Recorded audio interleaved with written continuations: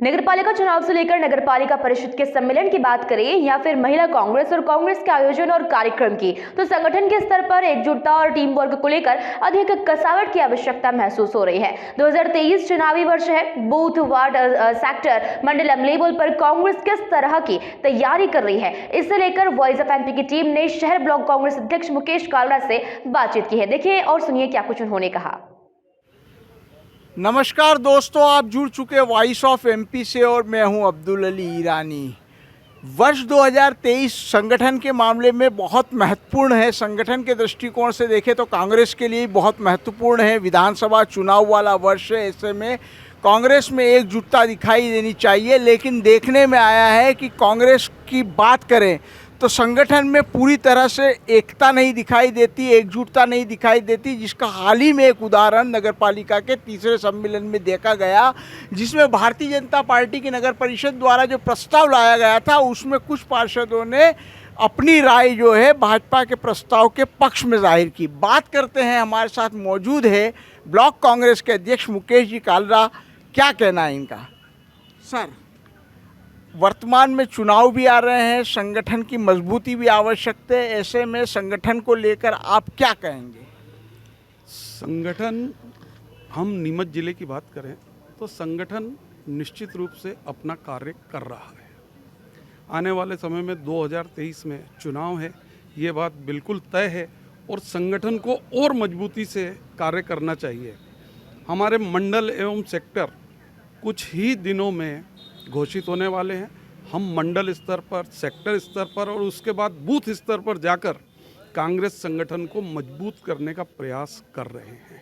अभी हाल ही में एक घटना दिखाई दी, जो भारतीय जनता पार्टी द्वारा नगर पालिका के तीसरे सम्मेलन में एक प्रस्ताव लाया गया था बंगला नंबर 60 का, या इस तरह की कई चीज़ें दिखाई दी। जो प्रस्ताव था उस पर जो राय थी कुछ पार्षदों ने भारतीय जनता पार्टी के प्रस्ताव के पक्ष में दी और उनका ये कहना था शहर हित में कर दिया, जबकि जो एकता दिखाई देनी चाहिए वो नितांत रूप से एक लेवल पे नदारद दिखाई देती है। निश्चित ही आपके चैनल एवं समाचार पत्रों के माध्यम से ये ज्ञात हुआ कि कुछ पार्षदों ने बंगला नंबर 60 की भूमि का विरोध किया और कुछ ने उनके पक्ष में अपनी राय नहीं बना पाए।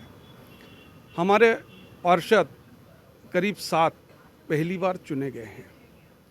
वे कहीं ना कहीं भ्रमित होकर भारतीय जनता पार्टी के पक्ष में हाथ उठा गए।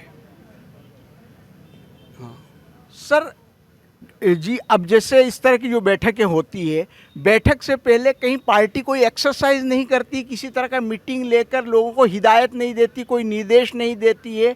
इससे जो संदेश जा रहा है वो स्पष्ट रूप से जा रहा है पार्टी में बिखरा हुआ है।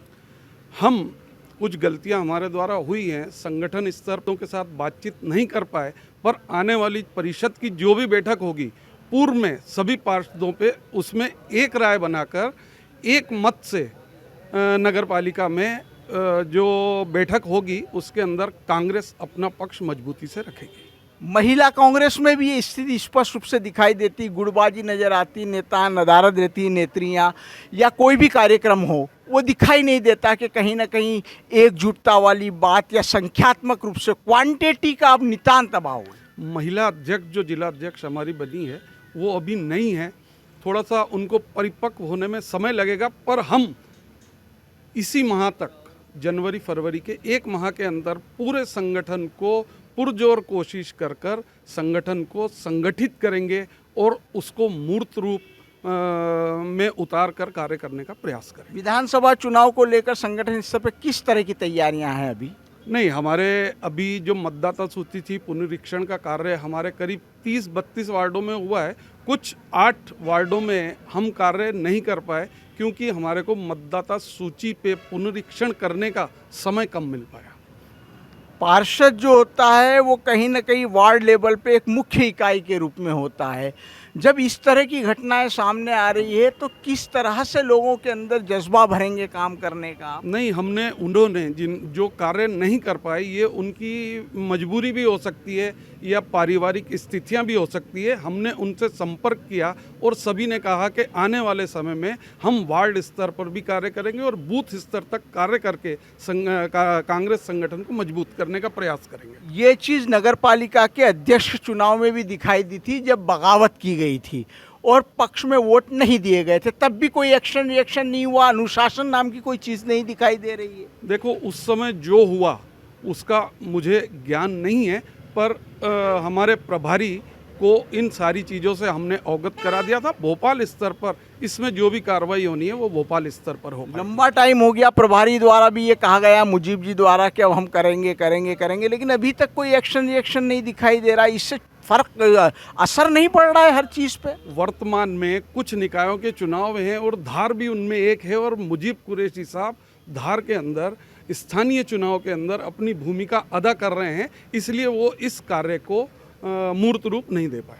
संगठन को लेकर तुरंत से क्या एक्शन या क्या आपकी ओर से कवायद की जा रही है? नहीं, निश्चित रूप से जो भी हमारे जो वरिष्ठ जन हैं उनसे हम अनुरोध करेंगे कि संगठन स्तर पर जो भी निर्णय करना है उसे तुरंत किया जाना चाहिए। भारत जोड़ो यात्रा भी समाप्त हो चुकी है और कमलनाथ जी पूरे चुनावी मोड में आ चुके हैं। निश्चित रूप से हम 2023 में संगठन को मजबूत करते हुए आने वाले विधानसभा में कांग्रेस की सरकार कमलनाथ जी के नेतृत्व में बनाएंगे। भारतीय जनता पार्टी ने इसे लेकर हर तरह से तैयारियां शुरू कर दी है। पिछड़ा सम्मेलन है या अनेक तरह की जो बैठकें हैं उस पर काम करना शुरू कर दिया है। कांग्रेस क्या कर रही है?